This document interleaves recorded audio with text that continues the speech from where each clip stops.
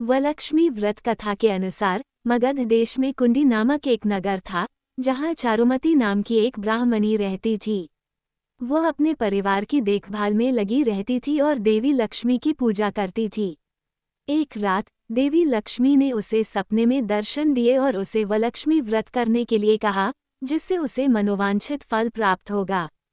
चारुमती ने अन्य महिलाओं के साथ मिलकर यह व्रत किया और देवी की कृपा से उनके घर धन धान्य से भर गए।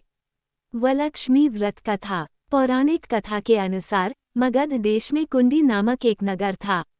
इस नगर में चारुमती नाम की एक ब्राह्मणी रहती थी।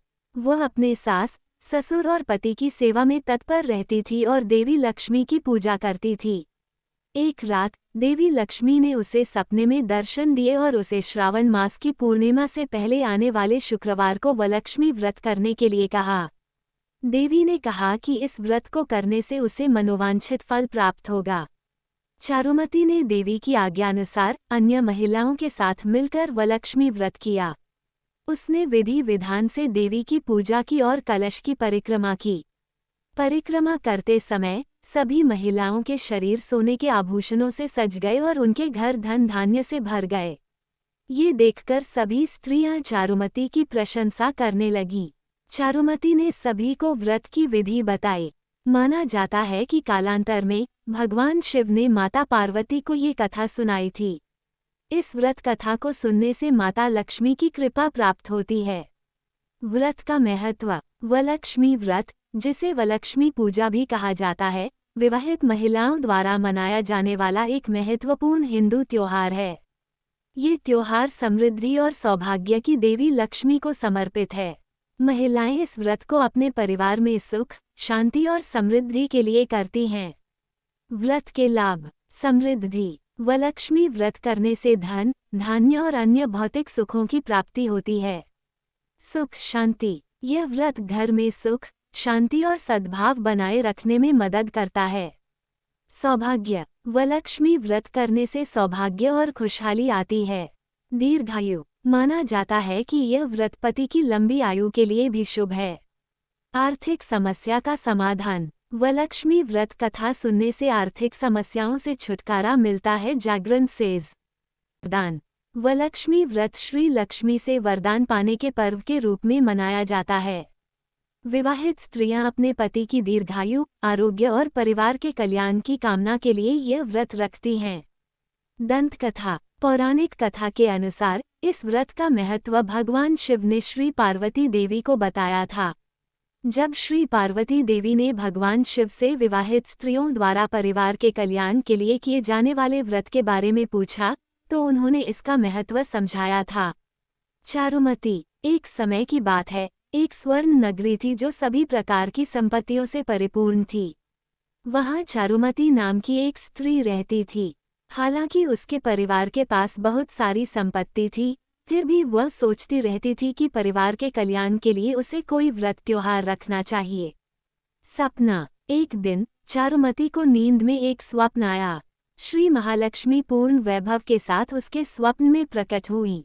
जब चारुमती ने उन्हें व्रत रखने की अपनी इच्छा बताई, तो श्री लक्ष्मी ने उन्हें श्रावण पूर्णिमा से ठीक पहले पड़ने वाले शुक्रवार को व्रत रखने की सलाह दी। स्वप्न में ही श्री महालक्ष्मी ने अनुष्ठानों का उल्लेख किया था।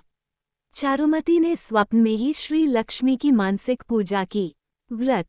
जागते ही चारुमती ने अपने सास ससुर को अपने स्वप्न के बारे में बताया। वे बहुत खुश हुए कि उनकी बहू को स्वयं श्री लक्ष्मी का आशीर्वाद प्राप्त हुआ है। उन्होंने अपने सभी रिश्तेदारों को सूचित कर दिया था। नियत दिन पर उन्होंने पूजा के लिए सभी आवश्यक सामग्री एकत्र कर ली थी। चारुमती ने निर्धारित अनुसार पूजा की। तभी से वलक्ष्मी व्रत मनाया जाने लगा। पवित्र दिन। मान्यता के अनुसार इस दिन श्री महालक्ष्मी यौवन को प्राप्त हुई थीं। इसलिए इस दिन उपचार, अर्चन और नैवेद्यम किया जाता है, जैसा कि कन्याओं के लिए माना जाता है।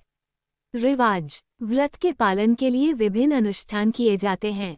पूजा मंडप। पूजा मंडप को कई तरीकों से सजाया जाता है।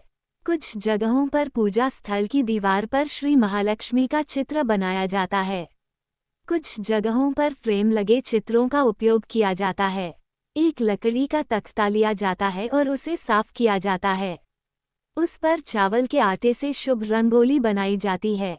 एक चांदी, तांबे, पीतल, कांसे की थाली में चावल भरे जाते हैं। कभी कभी केले के पत्ते का भी इस्तेमाल किया जाता है। थाली पत्ता रंगोली पर रखा जाता है। चावल के ऊपर चांदी, कांसे, पीतल या तांबे का बना एक कलश रखा जाता है। कलश में चावल, हल्दी, चांदी या सादा सिक्का और एक छोटा सा सोने का आभूषण भरा जाता है। कुछ लोग छोटी छोटी काली चूड़ियां भी रखते हैं। बिना सामग्री के भी कलश रखने की प्रथा है। कुछ लोग कलश पर श्री महालक्ष्मी का चित्र बनाने की प्रथा का पालन करते हैं। कलश पर आम के पत्तों की एक टहनी और हल्दी से लिपटा नारियल रखा जाता है। श्री महालक्ष्मी के मुख की रजत प्रतिमा कलश पर नारियल और कलश के बीच रखी जाती है। कुछ लोग चावल के आटे और हल्दी की सहायता से नारियल पर ही श्री लक्ष्मी की आंखें, नाक और कान बनाते हैं। कलश पर एक नया ब्लाउज काले रंग के अलावा किसी भी रंग का रखा जाता है। पूरे कलश को एक मेज या स्टूल के भीतर रखकर उसे मंडप जैसा बना दिया जाता है। स्टूल, डेस्क के पैरों को केले के अंकुरों से बांधा जाता है। मेज, स्टूल के चारों ओर आम के पत्तों से सजावट की जाती है। कुछ लोग कलश को तख्ते पर ही रख देते हैं। कुछ स्थानों पर मंडप स्थापना का अनुष्ठान गुरुवार की शाम को ही किया जाता है।